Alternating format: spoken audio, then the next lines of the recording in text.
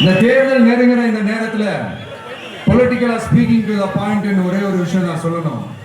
நாங்க அரசியலுக்கு வந்தது எந்த கட்சியும் ஒழிக்கிறதுக்கோ அழிக்கிறதுக்காகலாம் நாம அரசியலுக்கு வரல.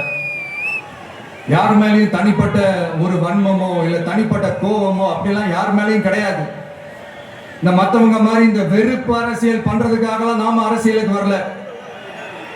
அரசியல் ரீதியா நம்மளுடைய எதிரிகள் யாருன்னு டிக்ளேர் பண்ணிட்டு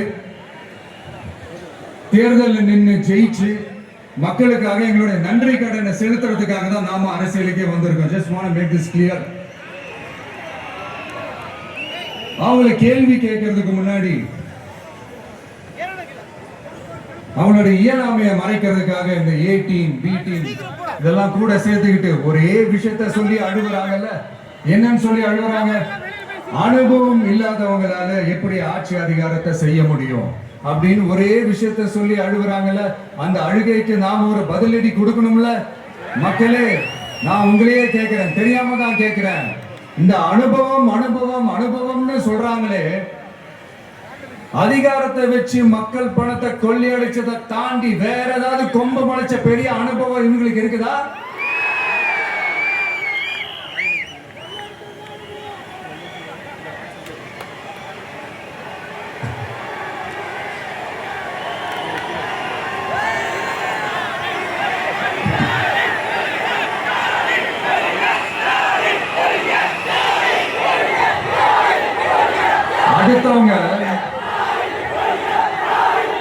அடுத்தவங்க ஆரம்பிச்ச அரசியல் கட்சியில அடுத்தவங்களுடைய அட்ரஸ்ல அரசியல்வாதிகளா இருந்துட்டு இருக்கிற இவங்க எல்லாருக்கும் ஒரு சவால்.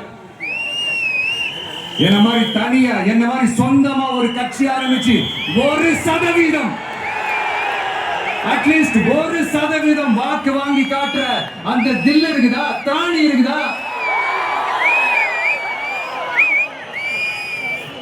30 வருஷமா மக்கள் இயக்கமா இருந்து இன்னைக்கு மிகப்பெரிய ஒரு அரசியல் கட்சியா வளர்ந்து இந்த கூட்டணி கட்சிகள் மட்டுமே நம்பி இருக்கிற 75 வருஷ கட்சி 50 வருஷ கட்சின்னு இன்னைக்கு ஆட்சி அதிகாரத்தில் இருந்துட்டு இருக்கிற இவங்க எல்லாரையும் மீறி இன்னைக்கு களத்துல தனியா நின்னு இந்த 2 வருஷத்துல முதன்மை சக்தியா வளர்ந்து 30% தாண்டி இன்னைக்கு மக்கள் ஆதரவை பெற்றிருக்கிற நமக்கு அனுபவம் இல்லையா?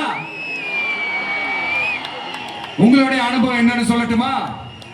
கட்சி ஆரம்பிச்ச அண்ணாவை மறந்தது, கட்சி ஆரம்பிச்ச எம்ஜிஆர் அவர்களை மறந்தது, கட்சியை வளர்த்த ஜெயலலிதா மேடம் அவங்களை மறந்தது.